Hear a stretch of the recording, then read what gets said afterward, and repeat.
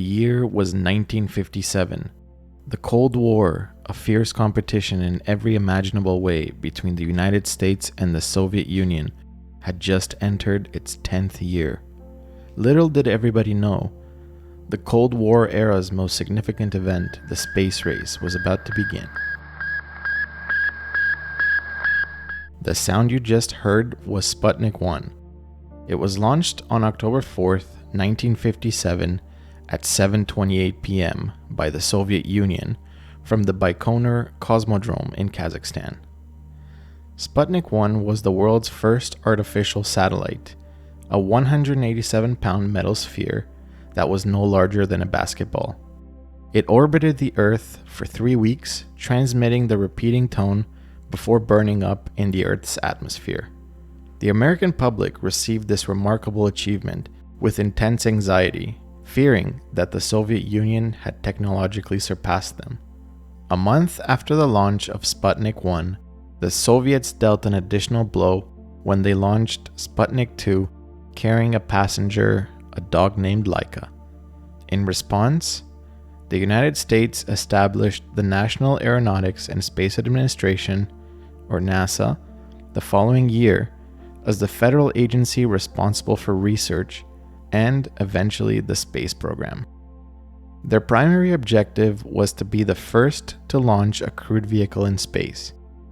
Although they were very close to achieving this, the Soviets would not let them have this victory, as on April 12, 1961, Yuri Gagarin, a Soviet cosmonaut, was successfully launched into Earth's orbit and brought back safely, entering the history books as the first human in space. Less than a month later, on May 5, 1961, United States astronaut Alan Shepard became the first American in space aboard the Mercury Freedom 7 spacecraft. The Soviets were clearly in the lead, and the bar had to be raised. In 1962, US President John F. Kennedy, in perhaps his most famous speech, set a goal of landing an American on the moon and returning him safely to Earth by the end of the decade. Project Apollo was selected to achieve this end goal. Leading up to Apollo were 2 additional programs. Mercury was the first, which had already fulfilled its purpose by this point of putting a crewed capsule in space. Project Gemini was the second, and its objective was the development of space travel techniques. Let us travel back to 1958 and follow in detail the steps of the American space program that put a human being on the moon. Crewed spaceflight has been a dream that can be seen repeatedly throughout history. It is not precisely clear at what point in the past this started, but aerospace experts and governments professionally studied the idea, and in 1958 it was concluded that crewed spaceflight was achievable. Before reaching the moon was even on the prospects, the United States needed a program to launch a human into space. This program was named Project Mercury. Initially, the project had 3 high-level objectives. Number 1, launch a crewed spacecraft into Earth orbit. Number 2, study the effects of the space environment on man and measure his capabilities. And number 3, return said man and spacecraft safely to Earth. Additional guidelines were later added to expedite the process, but to do so in the safest manner possible. Whenever practical, use existing technologies and readily available components. Design systems most simply and reliably as possible. Place spacecraft into orbit with current launch vehicle. Ensure the test program is progressive and logical. The Mercury capsules were designed and built by the McDonnell Aircraft Corporation with primarily off-the-shelf equipment, but had some systems that were designed in situ, such as the automatic blood pressure measuring system and the instruments measuring suit oxygen and cabin carbon monoxide. The crafts were designed to operate automatically, controlled by computers on Earth, but had the capability for the pilot to take over manual control of any step in the mission. In space, the pilot was tasked with carrying out a series of maneuvers requiring the thrusters responsible for pitch, roll, and yaw. Although 7 different capsules were constructed and all varied slightly, they were all basically equipped with a limited life support system, UHF radio, transmit, and receive equipment, thrusters for zero-gravity maneuvering, some gauges reminiscent of 1950s era military aircraft, with a strip of indicator lamps showing the mission sequence of events, and some switches to control lights and power buses. The pilot wore a cuff that would measure his blood pressure, chest electrodes to measure his heart rhythm, and a rectal temperature sensor, which was changed to an oral sensor on the last mission. All these parameters were monitored from the ground during the flight by the flight surgeon. The Mercury spacecraft was clearly purpose-designed, but it worked well and was the strong foundation required for the subsequent projects. Even before US President Kennedy had set the goal to reach the moon by the end of the 1960s, scientists were already thinking about the eventual landing on the moon. There were 3 approaches to reach the moon, which were in competition at the time. There was direct ascent, which was to launch a spacecraft from Earth directly pointed at the lunar surface. Earth-Orbit Rendezvous, or EOR for short, which was to launch 2 rockets into Earth orbit, one carrying the crew, the other carrying propellant, dock them, and fly the combined spacecraft all the way to the moon. Thirdly was Lunar-Orbit Rendezvous, or LOR for short, which was to launch 1 rocket carrying the crew, a small lunar lander, get to the moon orbit, and land said lander while the main spacecraft keeps orbiting the moon. The direct ascent method was initially prevalent because it was the most straightforward method. However, upon further study, it was deemed to be unfeasible, as this method relied entirely on the rocket engines to complete the journey to the lunar surface and back to Earth. It would have to carry an enormous amount of fuel. A tremendous amount of thrust would be required to lift all that fuel and break through the atmosphere. The calculations showed that a mega rocket the size of a Navy destroyer, capable of producing around 12 million pounds of thrust, would be required. Also, due to its immense power, it could not be launched from Cape Canaveral. Furthermore, the astronauts would have to land the entire craft on the moon, where a launch pad did not exist. This approach was scrapped. The 2 remaining approaches both required rendezvous and docking in space, but for EOR, the procedure was performed in low Earth orbit, meaning that should it fail, the astronauts would simply return to Earth.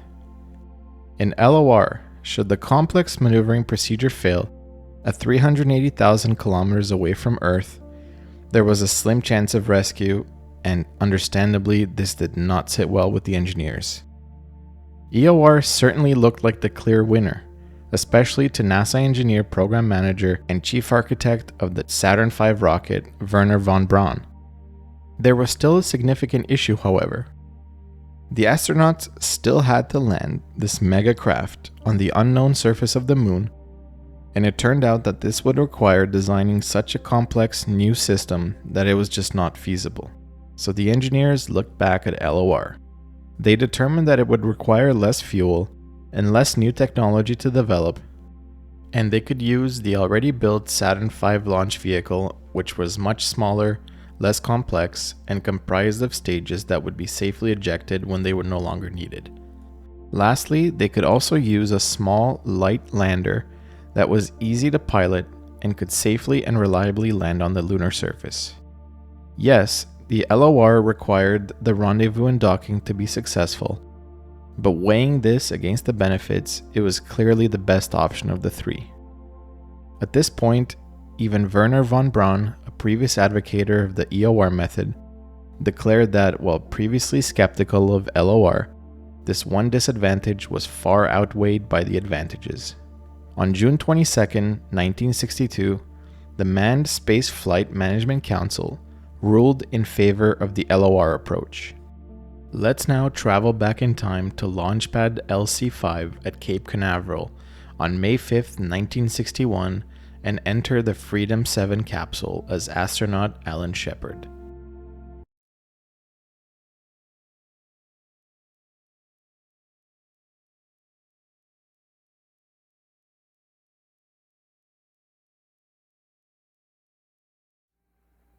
Observe rest period. Roger, resting.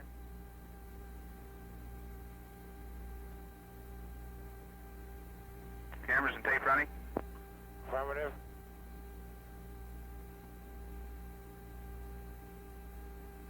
Roger, perform light work task. Roger, light work.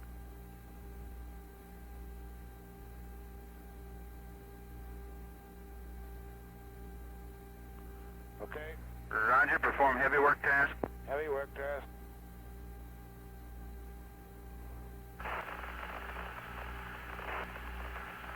Okay.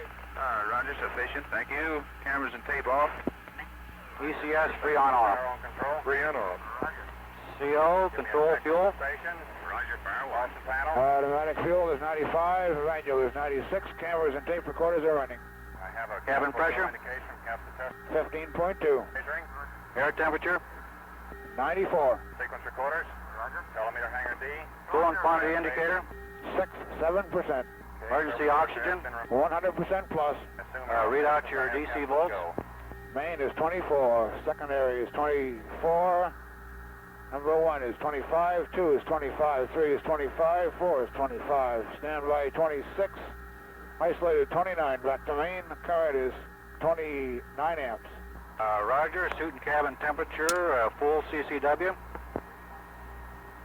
Roger, full, counterclockwise. ASCS and fans. The SCS is 118, fans is 115. Minus 3 minutes. TM blockhouse, do we gotta go? Roger, fire 1. TM blockhouse, do I have a go? Capcom, Chase 1. Stand by 1. I gotta know, I'll have to hold it too. Roger, I'm going to hold. 2 minutes 40 seconds in holding. Can you give me an estimate?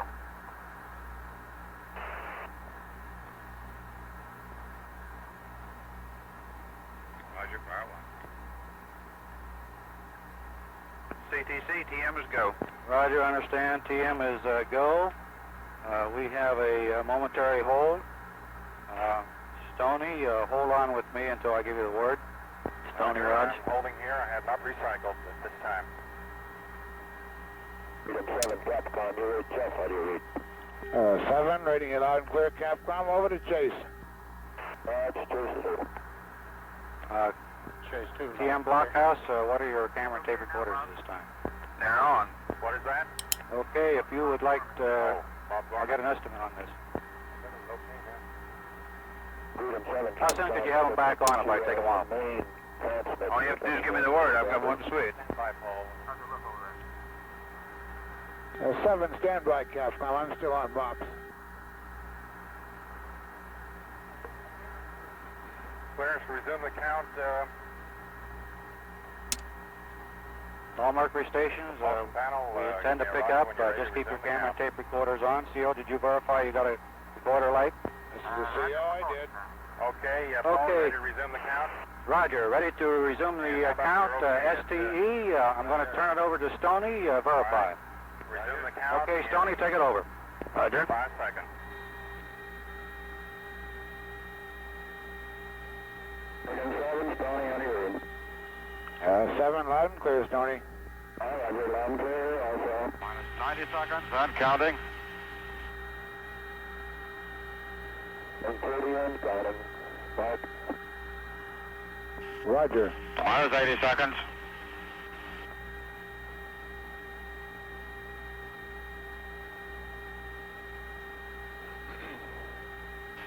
Minus 70 seconds.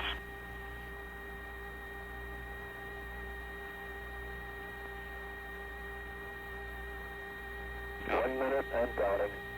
Roger.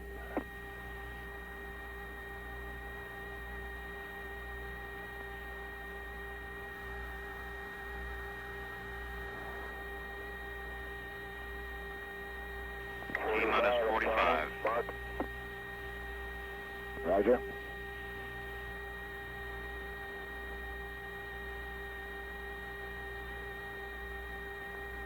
Bearing command, 30 watts. Roger, periscope has retracted. That's confirmed periscope pickup. Rain bus 24 volts, 26 amps.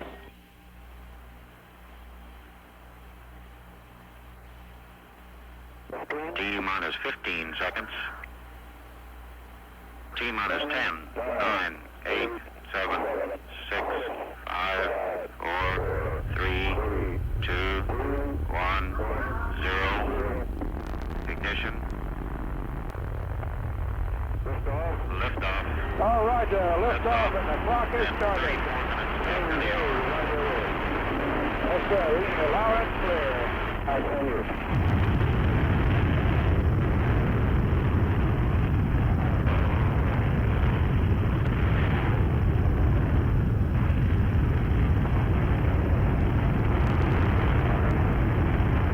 This is Freedom 7. The fuel is go 1.2 G. 7 at 14 psi.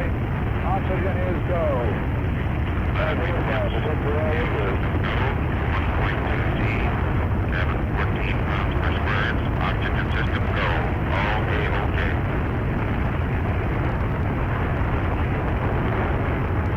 Freedom 7 is still go. Freedom 7 is still go. The trajectory is A-OK.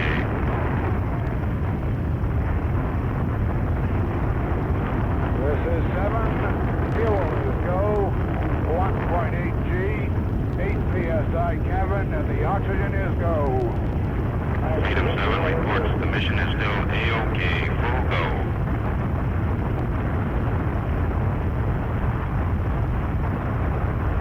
Cabin pressure is holding at 5.5. Cabin holding at 5.5. I understand. Cabin holding at 5.5. Freedom 7 in voice communication with the Mercury Control Center.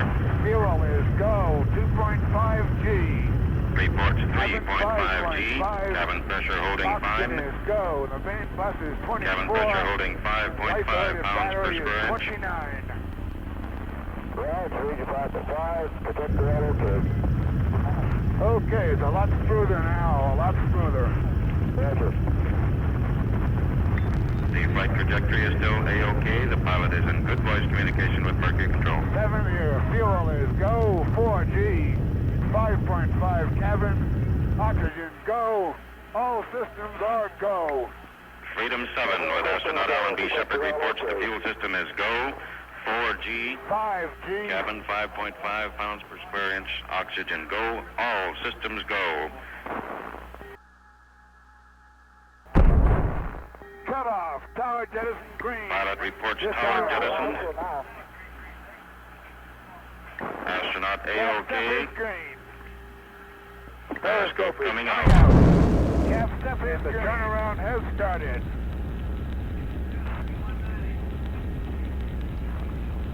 Turnaround started, assuming orbital attitude. SCS is okay.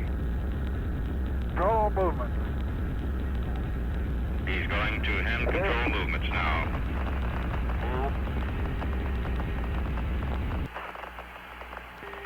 Okay, switching to manual pitch. Switching to manual control of the pitch attitude.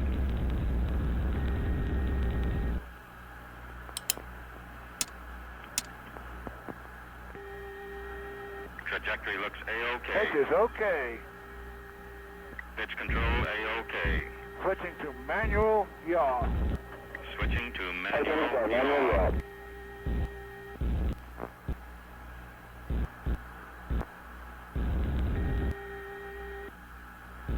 Medical monitor in Mercury Control reports Yaw is pilot's okay. condition appears to be Switching excellent. manual roll. Taking over manual control of the roll attitude. Roll is okay. Roll okay, let's go to it. Roll is okay. On the periscope. What a Working beautiful now. view. What a beautiful view. Cloud Is a cover boat. over in Florida. 3 to 4 tenths near the eastern coast. Obscures up through Hatteras.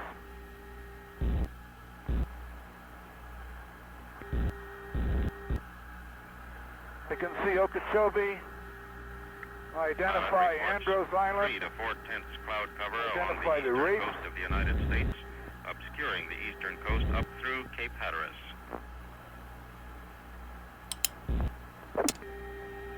Retro, 5, 4, 3, 2, 1. Start retro sequence. In retro attitude, Pilot R-train. reports assuming retro attitude, initiating retro fire sequence.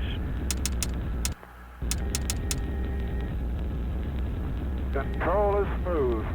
Pilot reports mission very smooth. You notice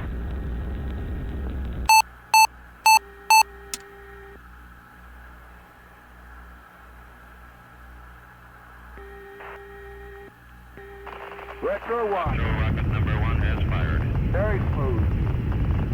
Retro 2. Retro number 2 has fired. Retro 3. Retro number 3 has fired. All 3 retros are fired. Okay, 3 retros have fired. Retro jettison is back to arm. The booster. Preparing to jettison the retro negative. rocket pod. We are still receiving excellent voice communication from the pilot. Medical monitor reports everything A-OK in the cockpit.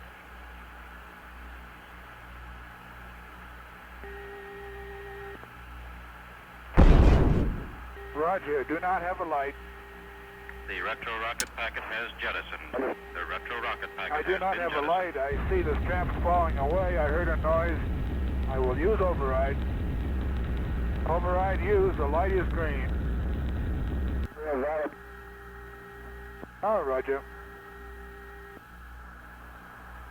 The mission is now 6 minutes and 40 seconds old. Astronaut Alan B. Periscope is Shepard is still retracting. talking to us, working like a test pilot. The Mercury spacecraft is beginning to re-enter the Earth's atmosphere.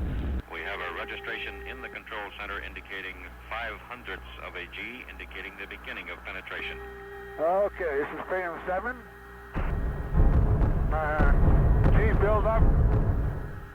3, We are still in voice communication with the pilot. 9. 9G coming down. Okay. Okay. Is okay. Okay.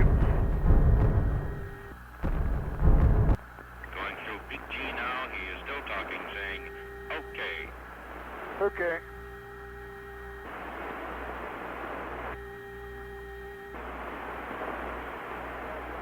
This is 7. Okay. All data here at the Mercury Control 45,000 Center feet at this now. time is excellent.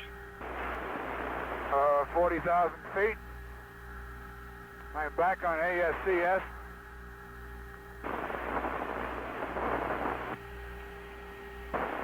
$35,000.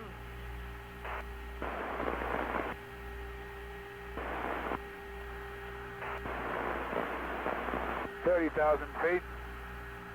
Pilot reports 30,000 feet on the way down. Tom, how do you read now? The drogue is green at 21. The periscope is out. Drogue parachute The has drogue is declared. out. The drogue parachute has Standing control by center for reports main. the pilot A-OK all the way.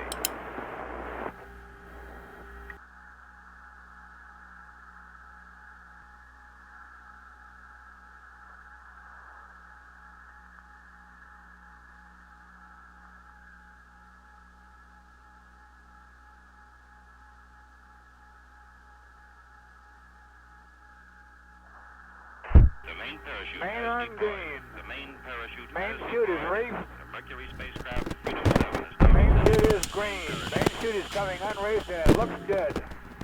As was expected at about Main this time, chute or is in fact, good. rather, Rate we of descent is expected reading sooner about than this time. 35 feet per second. Communication with Mercury astronaut Alan Shepard is getting a little rough. We did report deployment of the main parachute. He last Hello, recorded his Capcom altitude Freedom as 7. How do you read? 7,000 feet descending.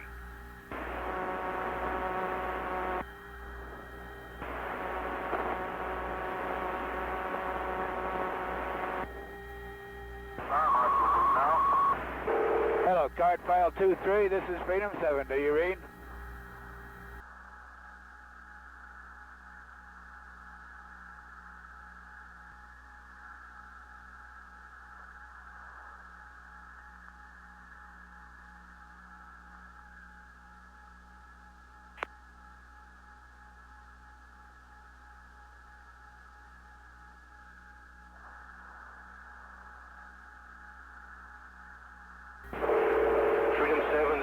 Capcom, do you read me? Affirmative, Indian Capcom. Let me give you a report. I'm at 7,000 feet. The main chute is good. The landing bag is on green. My peroxide has dumped. My condition is good. Roger, Freedom 7. I understand you're at 7,000 feet. Your main chute is open. Your landing is good. Over. That is affirmative. Please relay.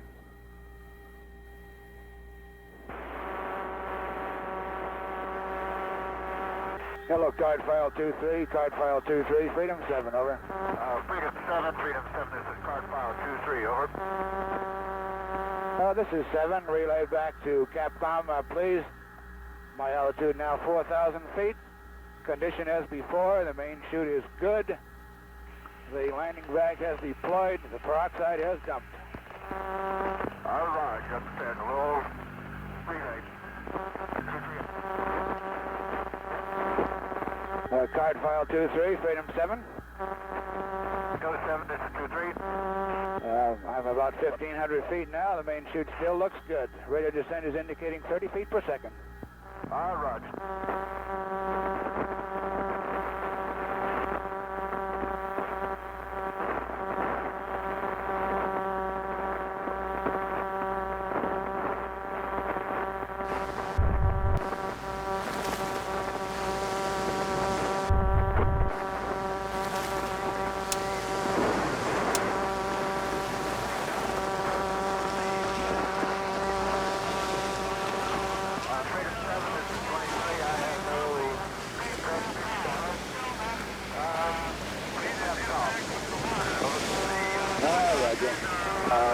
Freedom 7, this is Team Capcom, over.